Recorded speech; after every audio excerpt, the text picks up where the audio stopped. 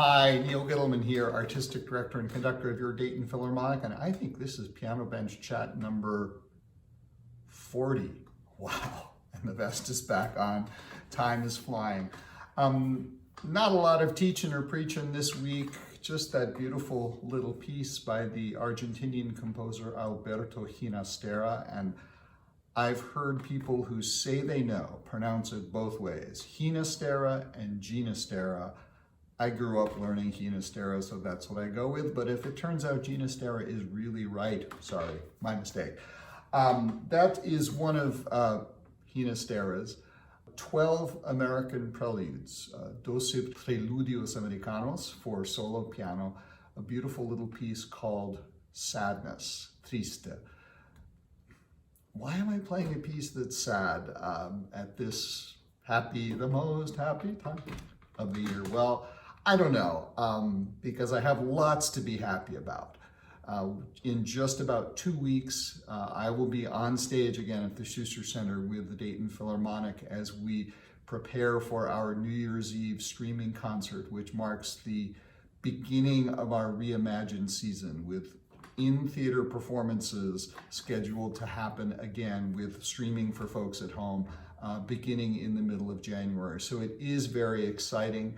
And I am very happy about that. And I've got some fun stuff from New Year's Eve to show you at the end of the show today.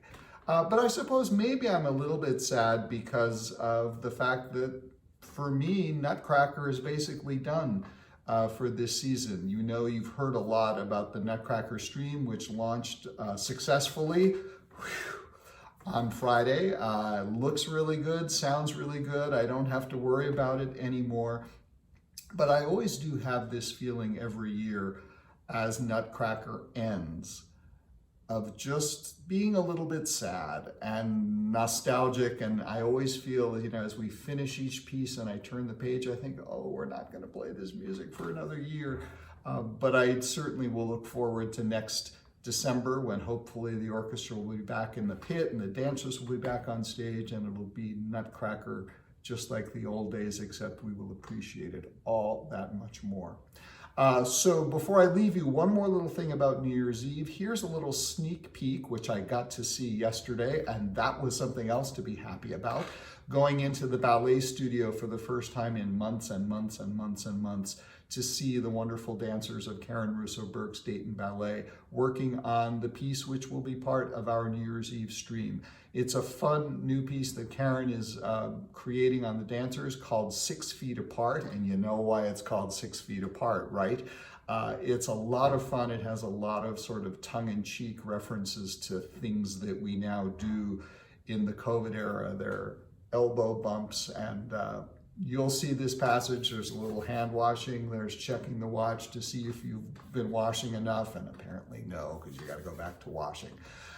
So we hope you'll join us on New Year's Eve for our live stream of our New Year's Eve performance called A New Beginning, featuring Dayton Ballet and Dayton Opera and the Dayton Philharmonic.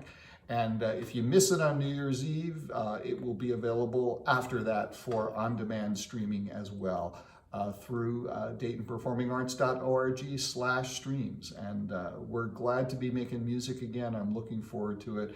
I hope you're having a wonderful Hanukkah. I hope you have a wonderful solstice right around the corner, and a wonderful Christmas and a wonderful New Year's right after that. So hang in there, stay safe, stay sane, and I'll see you next week for another Piano Bench Chat.